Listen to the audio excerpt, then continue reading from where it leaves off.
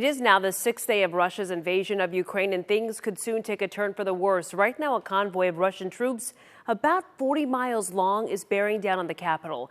A Pentagon official says Russia has now deployed about 75% of combat power inside Ukraine.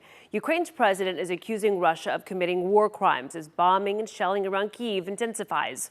Overnight, the International Atomic Energy Agency said Russian troops are now approaching a nuclear plant in southern Ukraine. More than 400 civilians have been reported dead in Ukraine, and more than 500,000 have rushed to escape in what has become a refugee crisis. I have worked in refugee crisis for almost 40 years, and I have rarely seen such an incredibly fast rising exodus of people. The UN estimates up to 4 million people could flee Ukraine in the coming days and weeks. It is a long and exhausting trip to the border, and once refugees get there, they have to figure out what's next. You can expect the crisis in Ukraine to be a big topic in President Biden's State of the Union address tonight. It will be his first State of the Union to both chambers of Congress.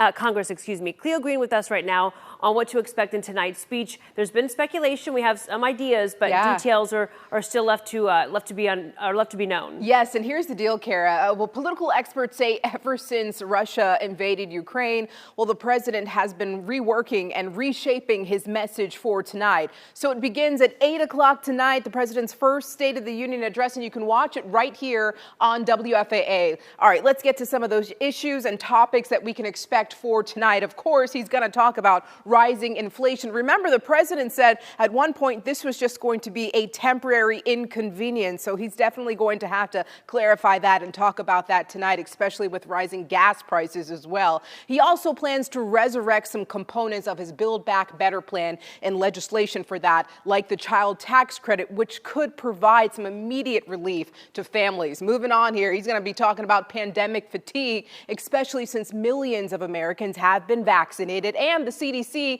relaxed their mask guidance. All right, let's get back to the war in Ukraine here. Biden, in his remarks, planned to highlight the bravery of Ukrainian defenders and the resolve of a newly reinvigorated Western alliance that has worked to rearm the Ukrainian military and impose sanctions on Russia to cripple its economy. Now, this comes as the president's approval rating has hit a new low of 38%, and that's according to a new Harvard Caps Harris poll survey that was released exclusively to The Hill on Friday. Now, security around the Capitol is tight this year, and I do want to mention here that after the State of the Union address, Iowa Governor Kim Reynolds will deliver the Republican response to Biden's State of the Union address, which begins at 8 o'clock tonight.